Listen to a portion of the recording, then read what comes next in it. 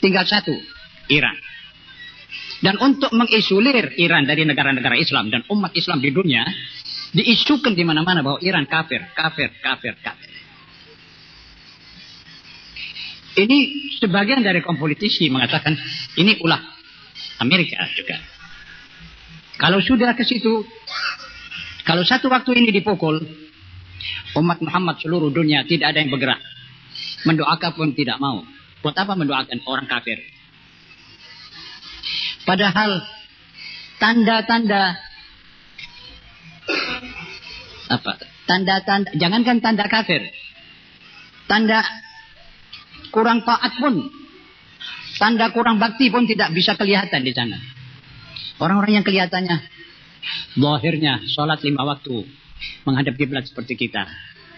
Adapun itu waktu boleh dijadikan 3 atau 5. Itu semuanya adalah menurut ikhtilaf ahli fiqih. Quran yang dibaca adalah Quran yang kita punya ini juga. Dan itu semuanya menjadikan mereka itu betul-betul sedulur dengan umat Islam sedunia. Tapi Zionis internasional mempunyai cara-cara mengekat ini hubungan. Dengan menakut-nakutkan beberapa orang di Timur Tengah bahwa nanti kerajaanmu akan habis kalau ini kuat. Maka beradulah. Sebab sebelum negara Republik Islam ini dibangun, Syah Iran itu orang Syiah. Jangan dikira kalau dia minum atau mabuk saban hari, dia bukan Syiah, dia Syiah. Cuma Syiah tidak mengamalkan. Jadi tidak berbahaya buat superpowers waktu itu. Karena itu dibiarkan. Tidak disinggung-singgung masalah madhab. Tapi di waktu Syiah sekarang akan merupakan satu momok. Dan akan semakin hari semakin kuat dikobarkan fitnah Syiah kafir. Supaya umat Islam beradu tenaga dengan mereka. Berkelahi. Dan ini yang dimaukan oleh mereka. Dan di Timur Tengah juga. Tapi saya kira saudara-saudara, kalau masalah sunnah Syiah ini akan dipelajari, saya kira caranya banyak. Banyak sekali.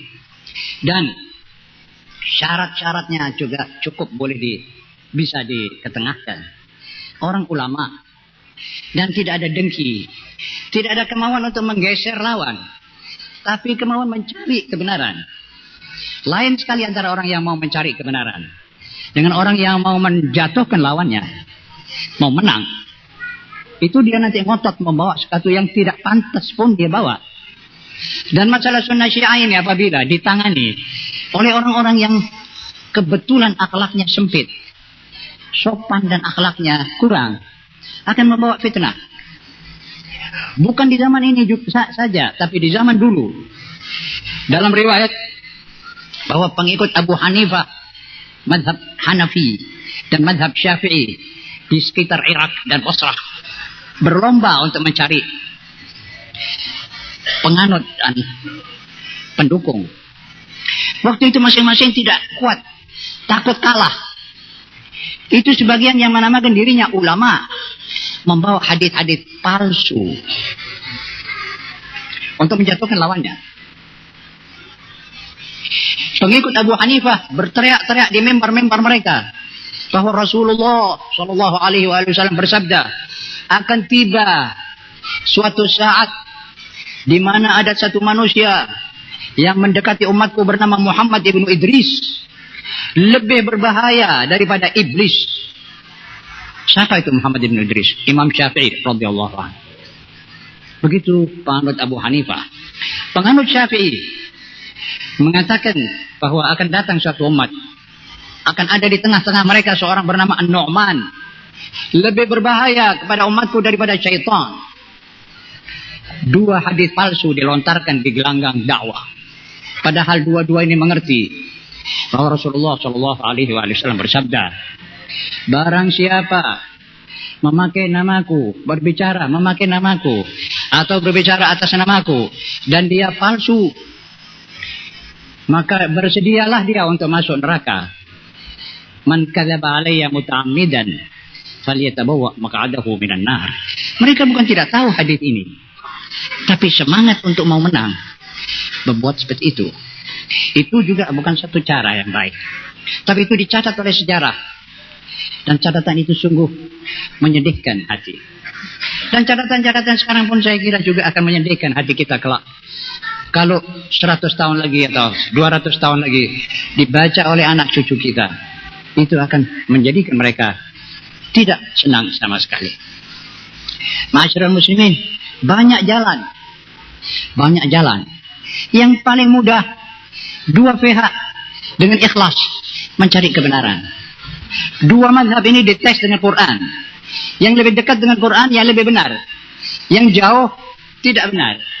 Yang bertengkaran, yang berselisih, yang bertolak belakang dengan Quran, sama sekali mau salah. Harus ada tekad begitu. Kemudian kita bertawakal kepada Allah. Ikhlaskan hati kita untuk berbicara tentang ini. Tidak untuk menang, tidak untuk menjatuhkan lawan. Ini bukan kampanye pemilu yang orang boleh bicara agak sedikit keras terhadap lawannya, kemudian maaf-maafan. Ini tidak, ini generasi yang kita pimpin. Ini dendam khusumat akan terus mendalam. Dan ini yang tidak kita inginkan. Yapi, wahai kaum muslimin, membuka pintunya, mengulurkan tangannya sewaktu-waktu untuk mengikhtiarkan segala yang baik, yang pantas, untuk memperdekat, mempertemukan antara umat Muhammad SAW. Jangan ada hal-hal semacam yang kita dengar dan yang mungkin akan kita dengar besok lusa. Jangan sampai ada itu diteruskan. Barangkali semua orang tahu bahwa itu tidak menguntungkan umat Islam. Syiahnya, sunnahnya, dua-dua rugi. Yang untung nanti yang membuat ini move, yang membuat ini intrik, itu yang untung.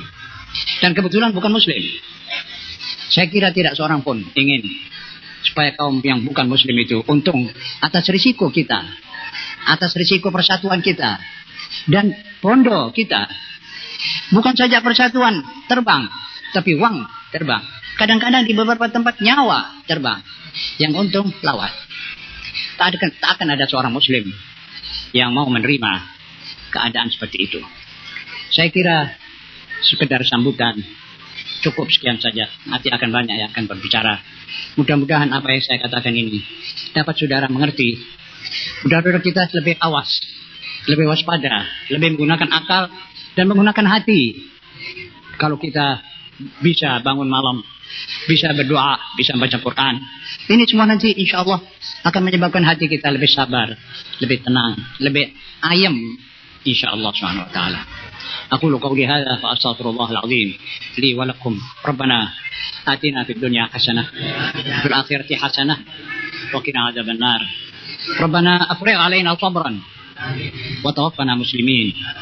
ربنا أفرغ علينا صبرا وثبت أقدامنا وانصرنا على القوم الكافرين. ربنا آتنا ما وعدتنا على رسلك ولا تخزنا يوم القيامة إنك لا تخلف الميعاد. ربي هب لي حكما والحقني بالصالحين. ربنا آتنا من لدنك ذرية طيبة إنك سميع الدعاء. ربنا لا تؤاخذنا إن نسينا وأخطأنا. ربنا ولا تحمل علينا إصرا كما حملته على الذين من قبلنا. ربنا ولا تحملنا ما لا طاقة لنا به. واعف عنا واغفر لنا وارحمنا. واعف عنا واغفر لنا وارحمنا. أنت مولانا فانصرنا على القوم الكافرين. Maaf jika ada dalam kata-kataku tadi ada yang kurang berkenan di hati saudara. Mudah-mudahan kita diampuni oleh Allah dan Assalamualaikum warahmatullahi wabarakatuh. Assalamualaikum.